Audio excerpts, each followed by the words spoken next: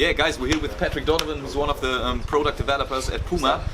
Nice to meet you, Patrick. Nice to meet you too. Let's talk about the future, or maybe first let's talk about the tasks you're heading as a product developer. Maybe you could just summarize your main tasks in your daily business. Sure. What do you do and which processes are behind it? Sure. So actually, I've been working in Puma 8 years now. Always in product development for team sports. So over that time, I've seen a lot of shoes. Usually, I'm taking the design from our design guys and then helping them realize what they want to create, whilst also taking in all the performance aspects of the shoe. So in short, that's what I do day to day. Okay, nice. So what would you say is the most important aspect of your job? Which part is the main part? I think they're putting some realism to the design.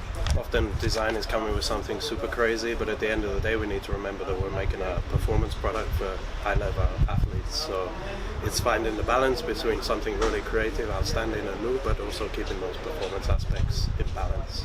Okay, nice. But so the process is that the design comes first, and then the design guys come to you and say, how can we combine those designs with the technologies or with... Sometimes, but actually we're working very close together. Okay. I say we have a quite experienced team. We're talking every day, so it's not just like they deliver some random design on the table and say go ahead and make that. We're talking a lot. We're going to focus groups together to meet players, young kids, as well as high-level athletes, and coming together with all that information to come up with new design and construction together. Okay, yeah, because we as a retailer, we also see those players who say it's all about design, it has to look good, I have to feel good, and then you, on the other hand, you have those guys who are really behind the technology, or it has to be super light. Sure. So it's pretty interesting how you work together with the design team. Yeah, and design is important for sure, because if they see the shoe on the wall and they don't really like it, they will never go and pick it up. So they don't know if it's lightweight. So everything comes together, I would say. Yeah. Okay. Nice. Yeah. So you said you work for Puma since 8 years. You said 8 years now. Okay. So now you got to know, or you got to develop several shoes. Yes. So a lot of shoes. I think it's pretty crazy if as the game develops, it's getting more athletic and stuff, and the shoes also have to develop within. So it's a pretty intense job to always set the bar higher. Yeah, to reach the next level. And I mean, this is also where the concept of the new future is coming, more about agility. So we're really looking into those key aspects of the shoe where we can improve the agility of the shoe, whether it's more support or the outsole, everything is coming together. Okay, nice. So in development, there are lots of studies behind the technologies, and do you work in a lab very often, or is it more like testing on the pitch? Yeah, it's everything, I would say. Okay. So we're also doing some research projects with the university on specific things like grip. So here we have the new Grip Control Pro. There we're doing coefficient of friction studies to see how much grip we can get, and then the thing is, you can go really high with the grip, so you can get as much grip as you want. But at the end, we go to the player testing, and they will say it's too much grip. Yeah. There is a fine balance between how much grip you want on that shoe. So all lab, players, design coming together. Okay, nice. So you also work closely together with the marketing team, because they have to transport your stories behind the shoes. Yeah. If it has the best grip or something. Yeah. How does this connect and happen? So there we're also sometimes we're giving them the data from our lab test, or it could be player conceptual feedback. So we're doing a lot of wear testing throughout the development of the shoe. So for example, this one, we test different skins, left and right shoe, more grip, less grip, and then we're getting the feedback from the player, which one they find the best. Okay, nice. So which players were involved in this shoe? So particularly? obviously we have a big connection of local players for greater wear testing. Then we also traveled to Man City this year, early in this year for the development.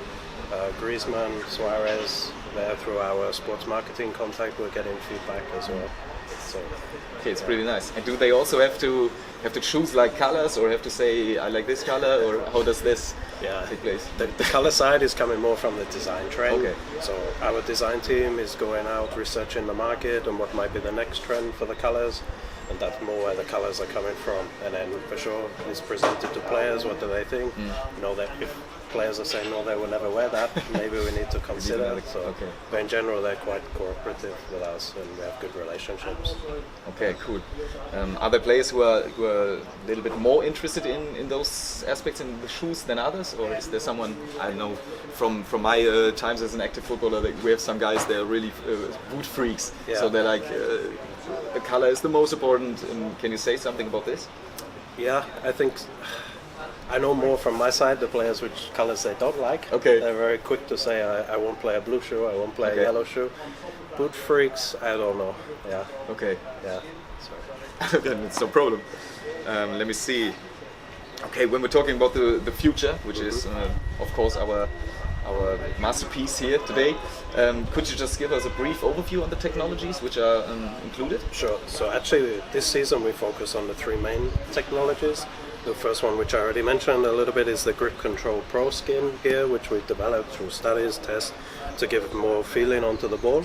And this season, compared to the previous 19.1 and 4.1, we changed the process, how we apply it. So we apply with a vacuum technology, which is helping to keep the upper much softer. We got some criticism for sure on the 19.1 that the vamp was a little bit stiff from the molding process, so we really look into that to get back closer to the 18.1, which was, I think, the benchmark in terms of softness.